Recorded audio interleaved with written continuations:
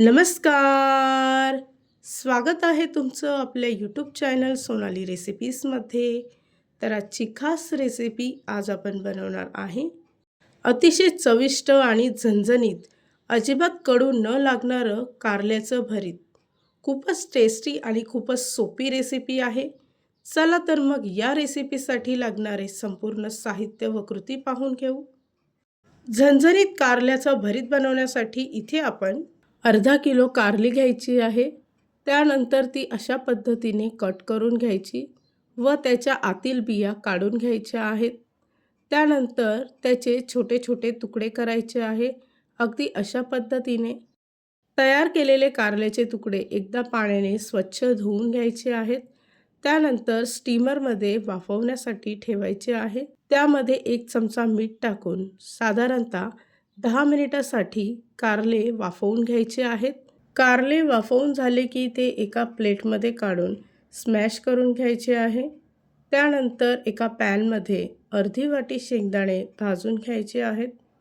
चॉपरमध्ये 10 ते 12 हिरवी मिरची, 5 ते 6 लसणाच्या पाकळ्या, आल्याचा एक लहान तुकडा आणि भाजलेले शेंगदाणे टाकून चॉप करून घ्यायचं आहे. इथे आपण भरीत जरा झणझणीत बनवत आहे, तर त्यासाठी मिरचीचं प्रमाण जास्त घेतलं आहे. एका कढईमध्ये 2 मोठे चमचे तेल टाकून चॉप केलेला मसाला यामध्ये टाकायचा आहे आणि चांगला परतवून घ्यायचा. त्याचबरोबर 1 वाटी स्प्रिंग ऑनियन कट करून घेतले आहे. ती सुद्धा यामध्ये मिक्स करून घ्यायचे. त्याचबरोबर 1 चमचा मीठ टाकून स्मॅश केलेलं कारलं यामध्ये टाकून मिक्स करून घ्यायचं आहे. या रेसिपीसाठी लागणारे संपूर्ण साहित्य व कृती मी तुम्हाला डिस्क्रिप्शन बॉक्समध्ये दिले आहेत, तर तुम्ही तिथे जाऊन चेक करू शकता.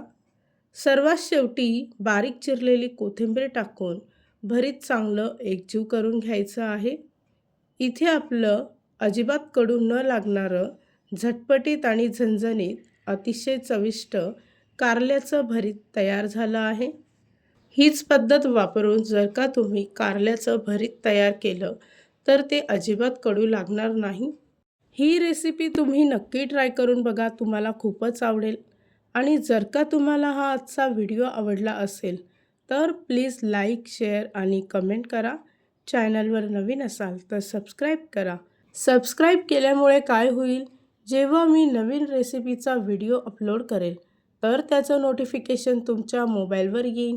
आणि पुन्हा भेटूया आपण अशीच एक रेसिपी घेऊन.